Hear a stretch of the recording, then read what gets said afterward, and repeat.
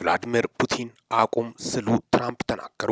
በዩክሬን ዋና ከተማ ጨምረው በተደረገ ጥቃት ሰዎች መገደላቸውንና መቁሰላቸውን በተመለከተ ትራምፕ በትሩዝ ሶሻል ማህበራዊ ገጻቸው ላይ በሰጡት አስተያየት ሩሲያ በኪየቭ ላይ በፈጸመችው ጥቃት ደስተኛ አይደለሁም፣ አስፈላጊም አይደለም፣ የተመረጠው ጊዜም ጥሩ አይደለም ስሉ ቭላዲሚር አቁም ብለዋል።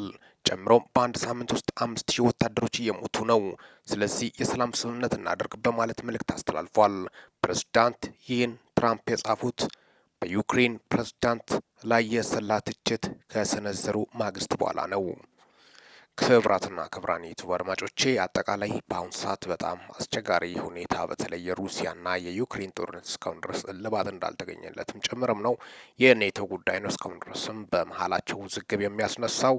ዩክሬንም ሞቼ ይገኛለው ሩሲያም ሞቼ ይገኛለው ያለች ስለሆነ በዚህ በኩል ነው እንግዲህ ትራምፕ አሁን በይፋ ጫና ለመፍጠር የተነሱ ይመስላል ሁኔታው የሚያሳየው። ምክንያቱም ሩሲያን አቁም ማለት ለመጀመሪያ ጊዜ ስልጣን ለሁለተኛ ዙር ከተቆጣጠሩ በኋላ ንግግራቸው እንደሆነ ነው በርካቶቹ የገለጹ ያሉት። በግልጽ አቁሚ በማለትም እየገለጹ ያሉት እነሱ ለማረጋጋትና ነገሮችን ለማስተካከል እንደሆነ ነው የወጡት መረጃዎችም እያሳዩ ያሉት። እስካሁን ድረስ አብሬያቸው የቆየሁት ሚኪ ነኝ ከሚኪ ታቦር ኢንፎ። ቻናል ሰብስክራይብ ማድረግ ወቅታዊና ታማኒ መረጃ አግኘው። ሰላም ቆዩልኝ።